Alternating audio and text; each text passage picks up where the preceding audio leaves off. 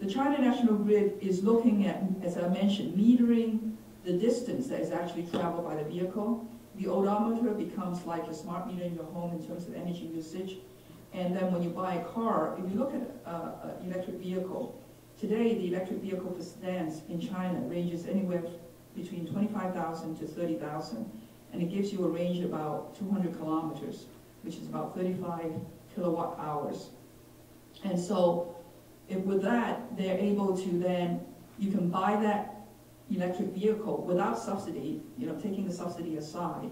If you take the batteries out, it's basically comes down, a 30,000 vehicle will become 15,000.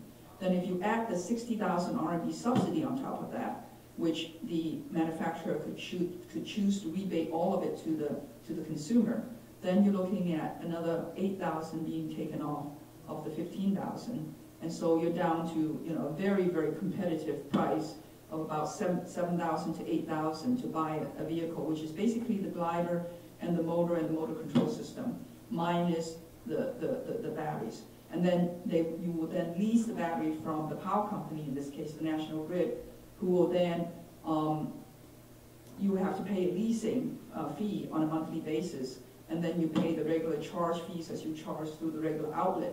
But if you went and did a battery swap out, then you have to pay additional for that convenience of battery swap out. So this is a business model that we're working with them right now. And again, this is driven by the central government. It is a very centrally mandated priority. Another interesting incentive that is being put together, we're working very closely with the real estate developers in China, and those of you who have been in Shanghai probably has been to Xintiandi.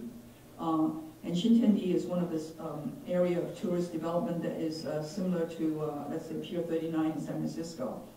And the developer of Xintiandi is Sui'an, Rui'an in Mandarin, and Sui'an in Cantonese. But Rui'an has 9 of these major developments all over China, in Dalian, in Xi'an, in Chengdu.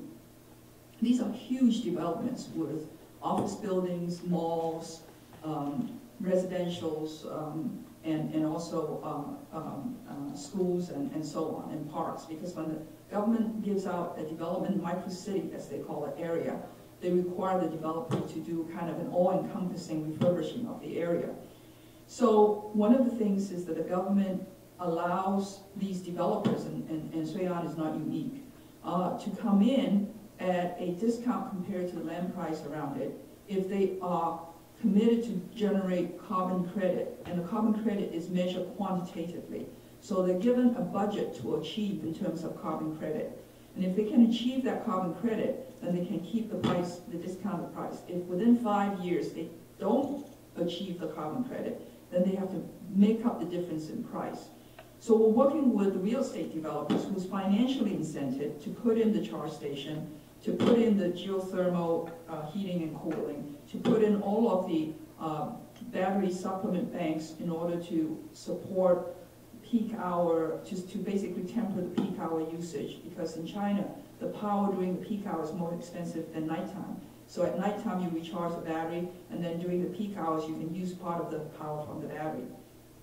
So again, this is, incenting with capitalism to the developers who really are the ones right now in China. If you're in the real estate development area, you're raking in a lot of money.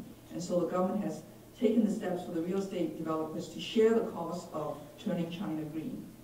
And Zhap Zhangwei currently has is the provider for the Green City project in Yangpu in Shanghai.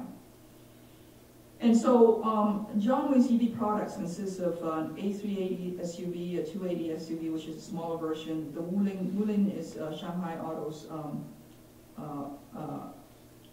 subsidiary, and it's also GM's joint venture partner, providing trucks and vans, and they have a sports car called Alias. Again, what we're trying to provide is really a smart system that allows the electric vehicle to communicate to your cell phone to tell you how much charge is left and how much distance you can actually travel and where's the nearest charge station, and be able to communicate on a continuous basis that information, both in terms of the odometer to the grid in terms of how much mileage is being expended, as well as being able to tell the consumer the distance that you can travel with what the amount of charge left, as well as being able to tell you if you park somewhere to charge your car and you went out to do some grocery shopping, how much is actually, whether it's fully charged. So it's really a smart vehicle with a smart meter inside the car. And these are some additional products with trucks and vans and ATVs and scooters that we offer. And this is the sports car. I wanted to kind of sidebar and just point to the mass transit since we're on transportation. One of the things that has happened because of the huge amount of investment that the Chinese government is putting in mass transit, is actually reducing the carbon footprint. I am actually a benefactor of that. I go to Tianjin and Hangzhou on a continuous basis. And just in the last year, I have changed my form of transportation from driving from Shanghai to Hangzhou, which takes about 3.5 hours, to taking the train, which is 40 minutes.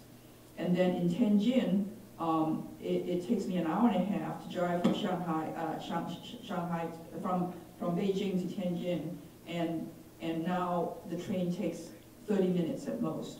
In fact, I boarded a train in Beijing to go to Tianjin. I was with my colleague on the phone. He was checking in at the United counter to go back to the US.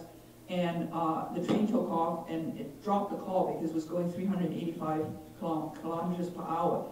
And then when I arrived, which is about 28 minutes later, I called him up and he says, "You're already there?" I said, "Yes." And he says, "I just went through immigration and security and I'm not even at the gate yet."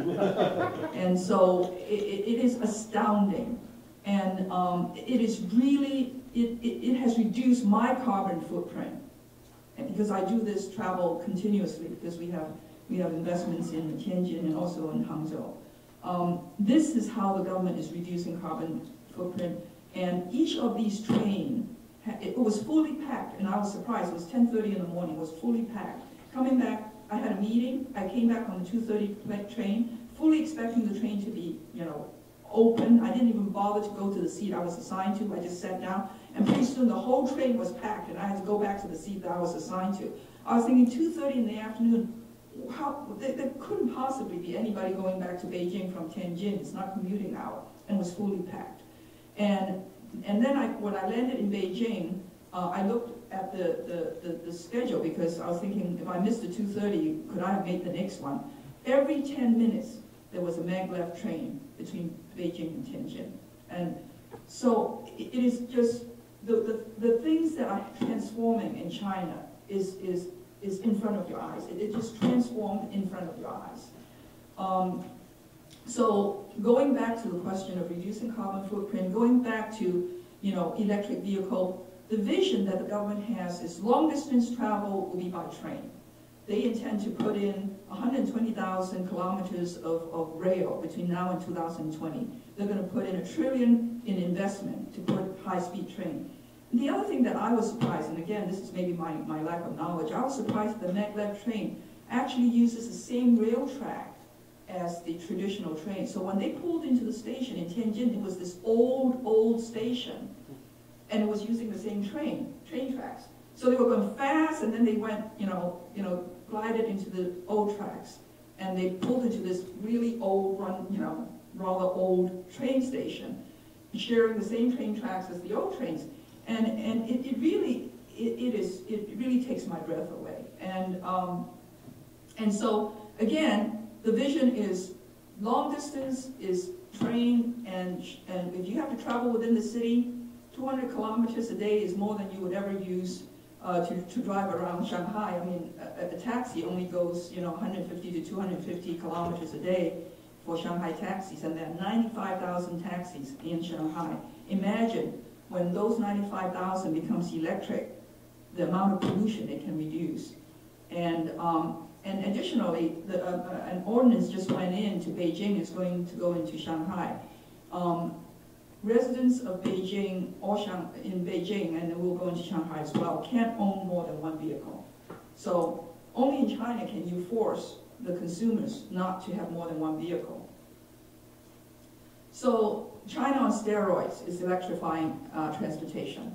And by going to electricity, they have the option to pick whether it's nuclear, wind, solar. They will not be basically enslaved to oil and gasoline. So that kind of concludes my piece.